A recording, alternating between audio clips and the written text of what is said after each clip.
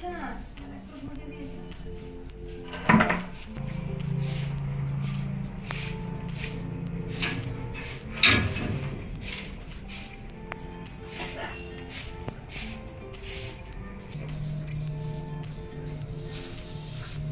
কেমন হলো পিকনিক? দেখলাম পিতিশাকে।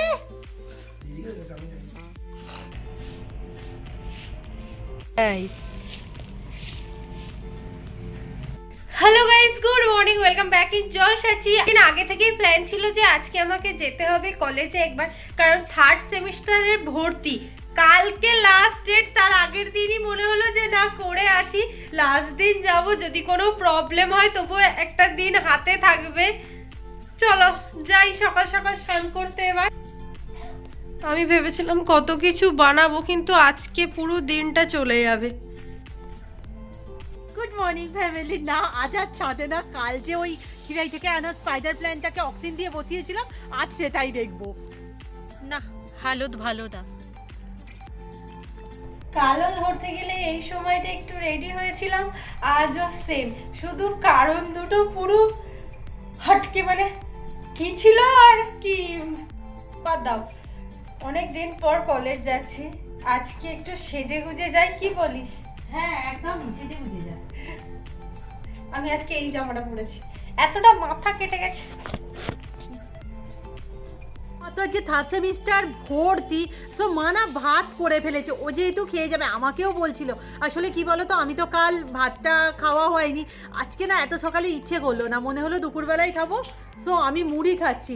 আর আজকে না আবার সায়নের ভাইয়ের, অয়নের স্কুলের স্পোর্টস, সো ওর মা ফোন করে বলেছিল যে টুম্পা আসবে, ওকে একটু কিছু সাজিয়ে গুজিয়ে দেবো, সো ওখানেও যাব।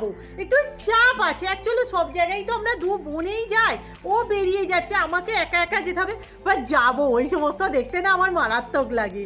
এই যে মা ভাত, আলু ভাতে ডাল সিদ্ধ, মাছের তেল দিয়ে মাখিয়ে দিয়েছে। মাছটা এবার ভেজে দাও, ভাজতে অনেক সময় লাগবে।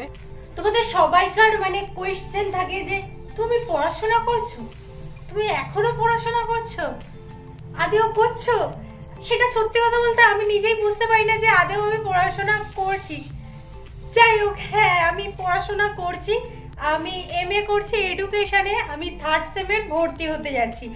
কারণটা আর যদি মনে হয় যে পড়াশোনা করছি না, এই টাকাগুলো তাহলে আমার, এত কটা টাকা দিয়ে দিতে হবে, উফ কি কষ্ট। এ দেখো আমি কলেজে যাচ্ছি, দিদি সেই ফাঁকে চুড়ি বানাতে বসেছে। আমি বলছি আমি কিন্তু এসে পরবো, সেই জন্য অনেক কটা বানাবি মাল্টি কালারের। অ্যাকচুয়াল ওই যে মেলাটায় গিয়েছিলাম না, পুষ্প প্রদর্শনী, ওখানে আমার এই কনসেপ্টটা প্রথম দেখেছিলাম না, চুড়ির ডিজাইনটা কিন্তু এরকম একেবারেই ছিল না, তখন আমার মনে হয়েছিল ইউনিক জিনিস ট্রাই করা যেতেই পারে। আসলে মুদ্রা কথা কি বলতো, এই চুড়িটা ঠান্ডা লেগেছে, ওকে শীতের জামা পরানো হচ্ছে। ইন্টারেস্টিং। হালকা মতো না ঠান্ডা লাগছে, তাই এই যে সোয়েটারটা দিদি বানিয়েছিল ওই সোয়েটারটাই পরে চলে যাচ্ছি। মা আসছি, আর তাহলে আমি চলে গেলাম, ফোন করি, টাটা। চলো। ভেবেছিলাম 10:30টায় বেরোবো, কিন্তু 10:30টায় আর বেরোতে পারলাম না, এখন 42 বেরিয়ে গেলাম। তো বলবে যে এখান থেকেই তুমি ভর্তি হয়ে যেতে পারতো, এটা আমি প্রতিবারই বলি, কারণ আমাদের এখান থেকে ভর্তি হওয়া মানে আমাকে যেতে হবে বজবজ। এবার বজবজে বিদ্যানগরের এই ফর্ম ফিল আপ করে কিনা জানি না, তাই একদম আমি ওখান থেকেই করি প্রতিবার, আজও সেম ওখান থেকেই করব। অটো ধরতে এলাম, হুড় করে ফোন ঢুকলো, কালকে প্রোগ্রাম আছে, এবার কখন রিহার্সাল করবো কি করবো। আমি বলছি স্যার আমি তো বেরিয়ে গেছি, এই মুহূর্তে হবে না। বলো ঠিক আছে, বাড়ি ফের কথা হবে, কাল প্রোগ্রাম।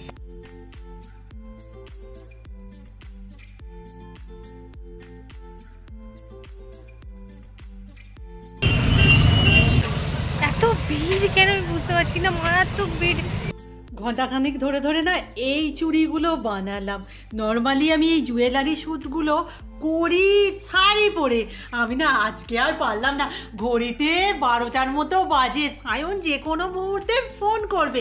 তারপর আমি না জামাটা যেটা পরে চাইতে এটার সাথে এটা ম্যাচিং হয়ে যাচ্ছে, আজ আর শাড়ি নয়।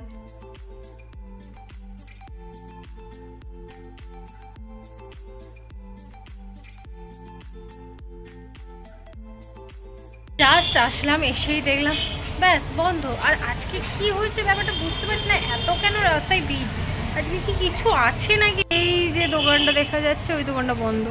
সায়ন কল করেছিল, বললো দিদি ঘন্টা খানেকের মধ্যে, এই সুযোগে কিছু হোক না হোক আমার স্নানটা তাড়াতাড়ি হয়ে গেছে।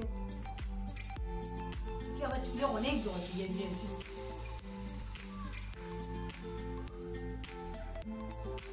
আসছি এক ঝাঁক জলসেচির সাথে দেখা হয়ে গেছে। হাই, শুধু বসে থেকে থেকে অপেক্ষা করছি যে দোকানটা খোলার, কিন্তু খোলা তো কোনো চান্স নেই।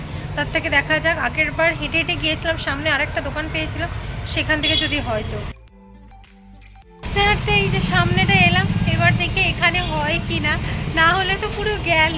আগের বার আমি এখান থেকেই করিয়েছিলাম, চলো দেখা যাক। সায়নের ভাই না আজকে রামকৃষ্ণ সাজবে। কাকিমা সায়ন দুজনে মিলে আমায় অনেক করে বলেছে দিদি রামকৃষ্ণটা লিখে নিয়ে আসবে, আমার মনেই নেই, জাস্ট এই মুহূর্তে আমার মনে পড়লো।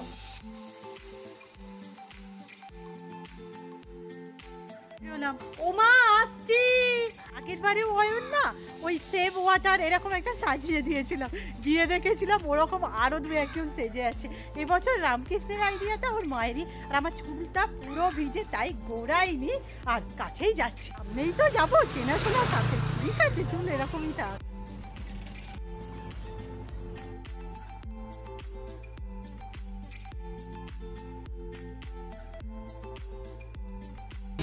এই চশমা ফেলে রেখে পালাচ্ছিলাম, সিরিয়াস আমি আবার আসতাম, চশমা ফেলে রেখে চলে যাচ্ছিলাম, এত ইজিলি হয়ে যাবে এই জন্যই এখানে আসতে হয়। কুইক হয়ে গেল, বেকার বেকার আমি ওখানে বসে রইলাম, কাজটা হয়ে গেছে আমার। কাজ হয়ে গেছে ভালোই ভালোই, এবার ভালোই ভালোই বাড়ি চলে যাই তাড়াতাড়ি করে, যদিও বা তাড়াতাড়ি নেই, এখান থেকে যেতে যেতে আমার অনেক দেরি হয়ে যাবে। ঠিক আছে, কাজ তো হয়ে গেছে, এই জায়গা থেকে অটো পাবো তো।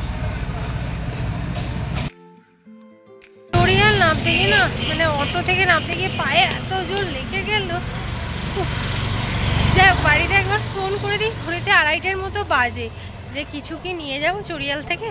কাল 23শে জানুয়ারি ছিল, মানে ওই সমস্ত টালমাটাল দৌড়দৌড়িতে মনেই নেই। আমি থাকায় না নিয়মিত বলবো না, মানে ইয়ারলি প্রতি বছরই ফ্ল্যাগ তুলতাম। স্কুলের সময় বাড়িতে হতো না, বাট স্কুলে যেতাম। এখন যেন 26শে জানুয়ারি 23শে জানুয়ারিগুলো এরকম কিছু বোঝাই যায় না। স্কুলেও তো অত কাউকে যেতে দেখি না, মানে টিউশন পড়ে বলেই বুঝতে পারি একা একা না ওখানটা গিয়ে ঢুকবো কি করে। সেই জন্য সায়নকে ফোন করেছিলাম, আসছে ও না, আগেই আসবে বলেছিল।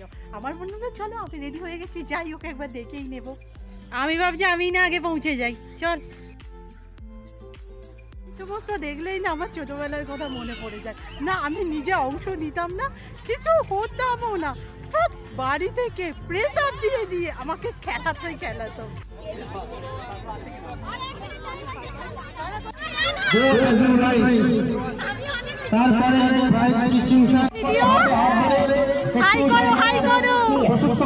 জিয়ানদের বাসিন্দা বলো হচ্ছে অনেকগুলোকে চিনি, দেখা যাক চেনাশোনার মধ্যে কেউ হয় কিনা। অয়নের মাকে তো জোর করে নামিয়েছি, দাঁড়ানো ওই দিকে রাখবে,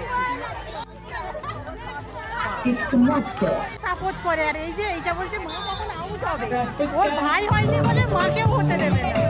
কি খবর, তুমি তো পাও না বললো না।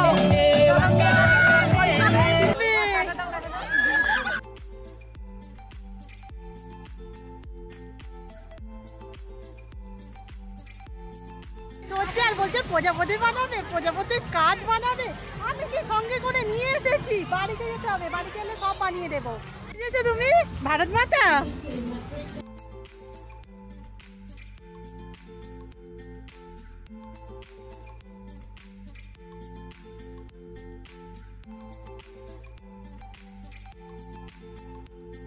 রামকৃষ্ণ রেডি বাবু, ঘোরো আস্তে করে ঘোরো, হ্যাঁ ঘোরো, পুরো ঘোরো।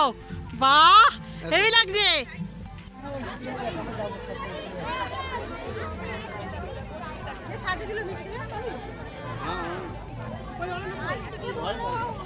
তুই একটু ঢুকে দাঁড়া, নাহলে তোকে গার্জেন ভাব।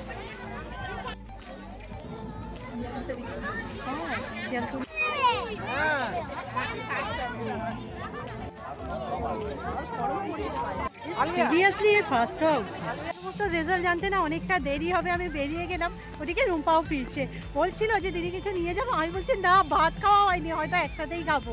সে কজন গজলাইকে সেজেছে, সবাইকে তো সুন্দর লাগছে, আর আমি যদিও জাজমেন্টাল একেবারেই হচ্ছি না, বাট আমার সিরিয়াসলি আমার না স্বামী বিবেকানন্দটা মারাত্মক লাগলো, মানে সাজ বলো গায়ের রঙে মেয়েটিকে দারুণ লাগছে, কিন্তু জানি না কিছু পজিশন পাবে কিনা।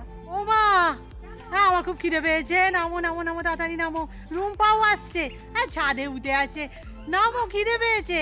সিরিয়াসলি বাড়িতে থাকি বুঝতে পারি না, বাট একটু হাঁটা চলা করেছে, খিদে পাচ্ছে।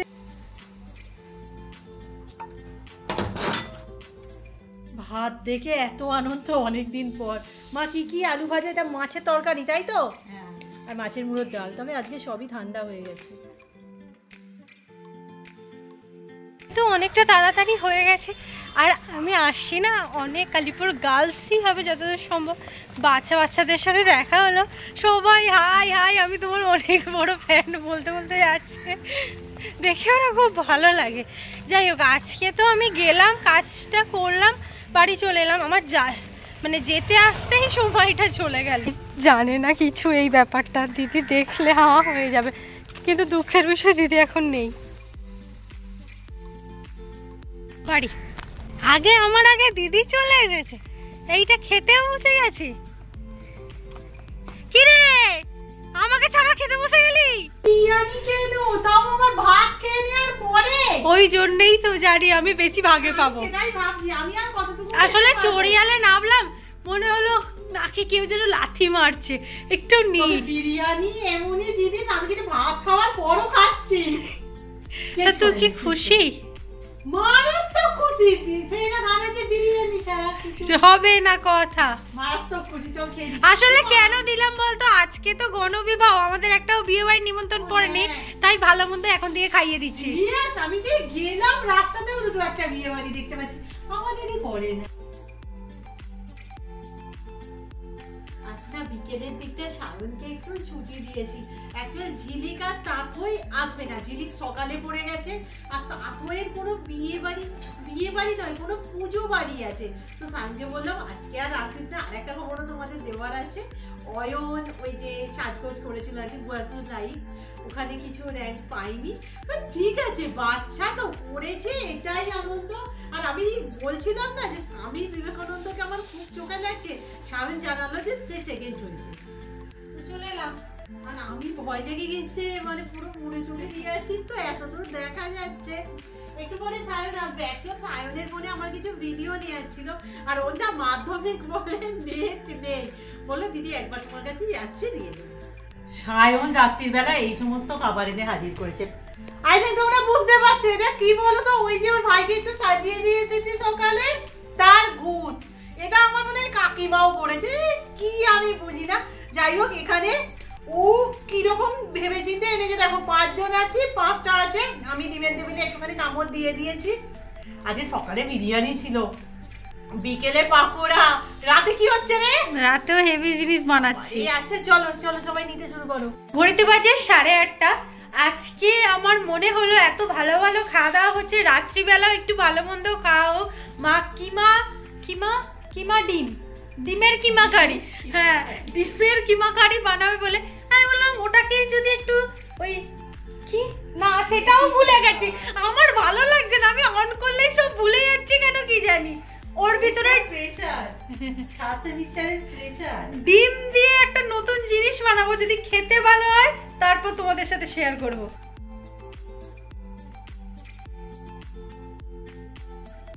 ডিমে এবার আটার লেচি একটু বড় বড় এর ভিতরে ভরে দিতে হবে।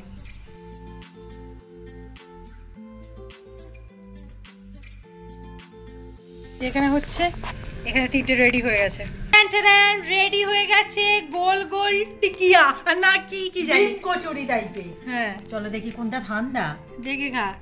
গরম, সবই গরম, এটা একটু ঠান্ডা, ঠান্ডাটা ভাঙবো। হ্যাঁ কচুরি এই হাই বেরোচ্ছে না কোথায়, উল্টো দিক ভেঙেছিস আসলে, তাই ভাবছি। চলো টেস্ট করা যাক। কেমন খেতে হয়েছে? ভালো হয়েছে, অন্যরকম একটু রুটি মানে বোঝা যাবে না। খুব সুন্দর হয়েছে।